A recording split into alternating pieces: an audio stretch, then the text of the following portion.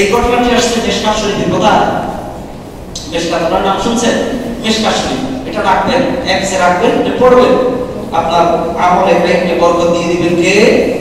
হযরত ইবনে আব্বাস বললেন, হযরত ইবনে আব্বাস থেকে বর্ণিত, তিনি বললেন, যা আরাবিয়ুন ইলান নবী সাল্লাল্লাহু আলাইহি ওয়াসাল্লাম, আল্লাহর হাবিবের কাছে এক গ্রাম্য ব্যক্তি এসেছে। আল্লাহর হাবিবকে প্রশ্ন করলেন, ইয়া রাসূলুল্লাহ বিমা আরিফু ইন্নাকা রাসূলুল্লাহ, ও আব্দুল্লাহর পুত্র মুহাম্মদ, আপনি যে শেষ নবী, আপনি যে শ্রেষ্ঠ নবী, আমি আপনাকে কিভাবে চিনব?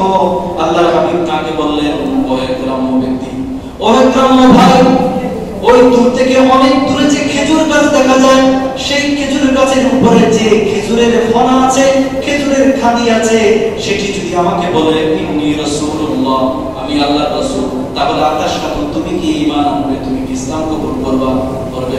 ওই গ্রাম্য ব্যক্তি বললেন, হ্যাঁ অবশ্যই করব।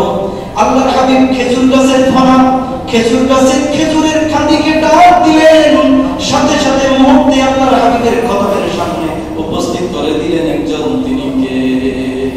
আল্লাহর হাবিব খেজুর গাছের কাঁদি, ওই পাকনা খেজুরের কাঁদিকে ডাক দিলেন, সাথে সাথে মুহূর্তে আল্লাহর হাবিবের কদমের সামনে উপস্থিত হলেন, এবং সেই খেজুর গাছের কাঁদি বললেন, মিশকাত শরীফের হাদিস, তিরমিজি শরীফের হাদিস, মুওয়াত্তা ইবনে মালিকের হাদিসে আসছে, ওই খেজুর গাছের কাঁদি বললেন, আশহাদু আন্নাকা রাসূলুল্লাহ সাল্লাল্লাহু আলাইহি ওয়াসাল্লাম।